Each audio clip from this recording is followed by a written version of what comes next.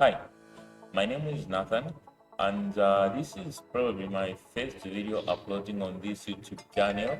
And I've been thinking about doing this for quite some time now. I've been trying to upload videos of teaching people on how to answer math. So, just a quick review of this channel. This channel is called Brain 5. I upload educational videos to help students who are struggling with math, science, biology, and English. So these subjects, I consider them to be the best subject. There are five. Usually, science comes in as physics and chemistry. So there are basically five subjects which I'll be teaching people. So if you are someone who struggle in those areas and you need assistance specifically, I am here. So my first video I am uploading is about the indices. I want to just do an introduction of what I'll be teaching uh, on my journey. So I really hope that you find this helpful in any way. And if not, I would recommend that you comment on which part I did not do well or I was wrong in any way. So I'll be really grateful if you actually do interact with me in the comment section. As for the like and subscribe, you decide. So let's start. So let's jump into the topic. When you start talking about indices, okay. In fact, let me say it like so. Whenever you are answering any mathematics question, before you even start answering, you need to first understand what question you are answering. First, define it. Like once you define it, you will understand a bit more about the question you are answering. Take for instance indices. We're trying to define what are indices. So when we talk about indices, we basically mean how many times a number is multiplied by itself. Like how many times a number is multiplied by itself. So we have this demonstration of a at an a and a small n to the top. So this a represents the base. This a represents the base of this format, and also we have this n that represents the power. So now the base is just the number itself, but the most important part is the power. I mean, they are all important, but the power carries more weight. So when we come to talk about the power, we mean that is the supreme.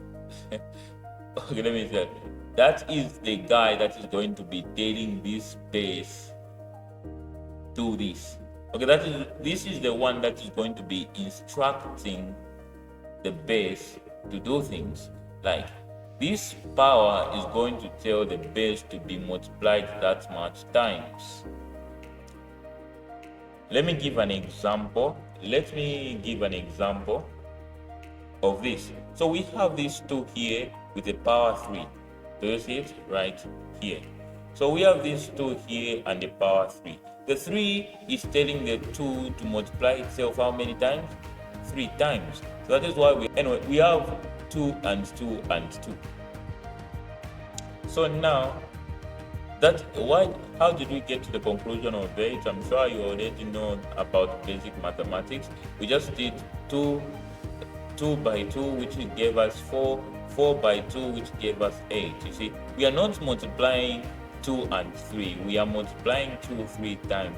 A lot of students make mistakes of multiplying these 2 with the power. No, the power is just there to tell how many times that number will be multiplied.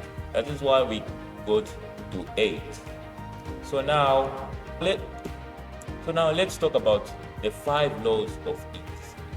What are these laws of indices? So the laws of indices are like how you follow laws in your community. You have specific laws that you follow. Do not do this, do not do that, do not do things, or do this. The 5 laws are there to instruct you on the path which you need to follow to answer these questions. For instance, we have the first law, which is the product law. So when we are talking about the product law, it says something like, in multiplication, when you have the same bases, you add the powers. Like here I wrote, when you are multiplying the bases, just add the powers. You do not need to get the same batsman. When you have same bases, you add the powers. The powers actually, let me give you here. Do you see this representation? We have a to the power m and a to the power n. These two a's are there to actually guide you, to show you that these are the bases, and the m and n are guiding you to show that these are the powers. So m and n are the powers, and these two a's are the base. So we are going to take one base from these and then add the powers because they are same. M and n, we got mn. Did I just say mn or mn? Anyway, you get the point. You have the same bases, you add the powers. Like in this case, a is the same base with m and n as the power, so we add them to get this right here, this representation here. I'm sure by now this part is clear. So the other one is the quotient law, which states that this one is in the division. When you are dividing same bases, you subtract the powers. When you are dividing same bases, you subtract the powers, only if the bases are the same. So let me show you a representation here. So we have a and a, we are dividing them. N is the power, so we are going to subtract m and n. Take one base in order to get this here. The other one is the power of a power. So when we talk about the power of a power, you have a number inside the bracket, right? That number carries a power. But outside the brackets here, there's also a power. So what do? We need to combine these two powers to get a figure. Like if we say m times n, it would be mn. But if it was a number, in most cases, yeah, it would be different. And the zero power, guys, this is the easiest part. You have the power 0. Any number raised to the power 0 is 1. You just, no matter how large the number is, as long as it carries a power 0, it's going to be 1. Keep that in mind the next time you came across such a question. But in this case, any number to the power 0 is 1. The negative power. Pay attention to this one because most students get confused by this part. So do you see this representation here? So this one is the base, this one is the power, but this power carries a negative, right? So in order to eliminate this negative here, we are going to introduce this one, making it a fraction. This a and n are going to come down, but without the negative.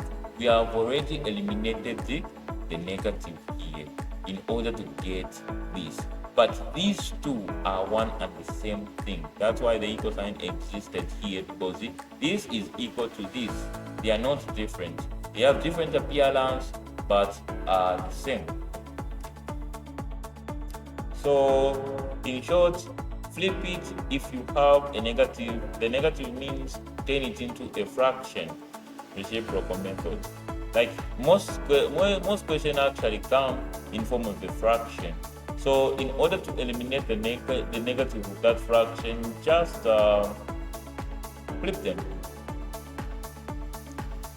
An example here. So here we have this question, this mathematical question, right? This came in internal 2021 paper. It says evaluate 5 to the power 3 times 1 over 5 to the power 2. So how do we evaluate this question. I've written here that this part is already index form, so don't trouble yourself too much. I mean, this one we will not focus right now there. Our main focus in the meantime should be here. Do you see this 1 over 5 to the power 2? Let's try to this 1 over 5 to the power 2 looks familiar, right? Right, guys, you've reached this far, at least to remember that part. So this here